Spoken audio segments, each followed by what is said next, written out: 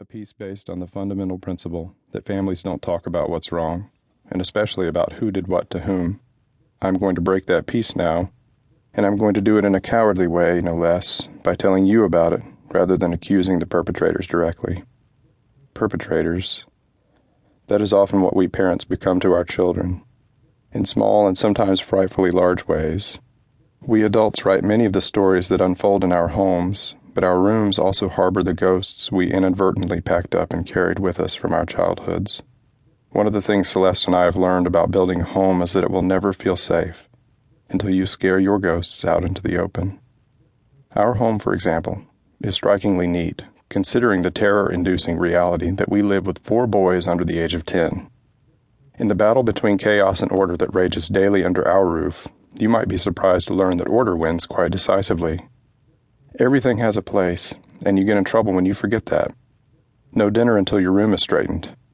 Pick up the Legos strewn about the table where you built your supergalactic invisible spaceship. Unstack all the chairs you used as a barricade against your baby brother. If your shoes are left in a little pile in the hallway instead of placed in the closet, you're going to get a stern talking to. Sometimes my children look to me for relief from their mother's strictures, but I tell them that they don't even know the half of it. I share a room with the woman. It wasn't until I got married, for example, that I discovered there is a wrong way to put the toilet paper on the spindle. And I can't tell you how many times all the books and magazines and pens populating my nightstand have been unceremoniously swept into the top drawer. I think it's fair to say, and in her calmer moments she acknowledges this, that Celeste is overly strict about how we organize our home. The ghosts intrude when you are trying, as Celeste and I are, to build a home out of nothing. Her incessant quest for order is a consequence of sexual abuse at the hands of her stepfather. Her father had died when she was 4, and her stepfather began molesting her when she was 10. Rather than fetching a shotgun and running her molester out of town, Celeste's blood family failed to protect her.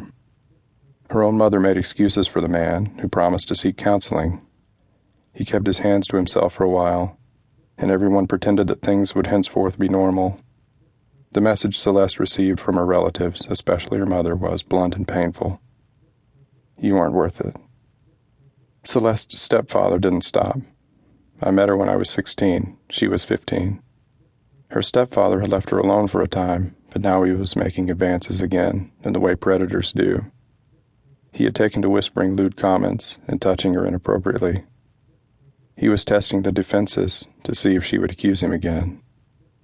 When I was 17, she told me about him.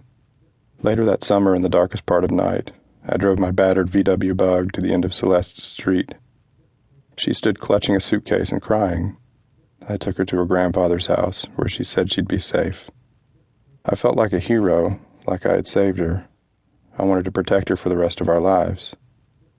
Celeste's relatives moved her from home to home after that, nobody wanting the responsibility of a broken-hearted teenage girl for very long. She lived in 7 different places during her high school years.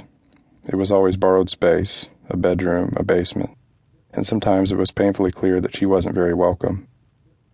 Once she came back to her aunt's house, where she had been staying, to find her bags packed.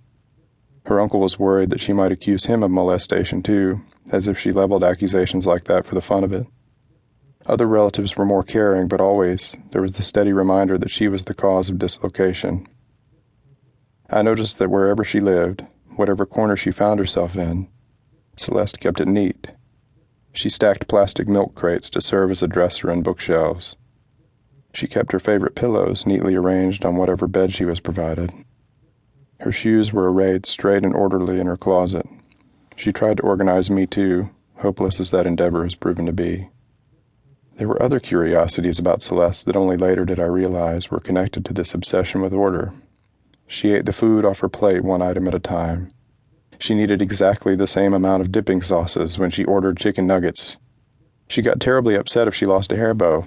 She kept her music tapes in alphabetical order by musician's last name. She always needed to know the schedule. She could never just hang out and see what happened. I used to make fun of her, not knowing what I understand now, which is that these were the ways she kept a piece of her world in order while the rest of it came undone. While girls her age worried over prom dresses and senior photos, Celeste tried to figure out where she would sleep and how she could convince her mother to sign a form authorizing her to get her dead father's last name back.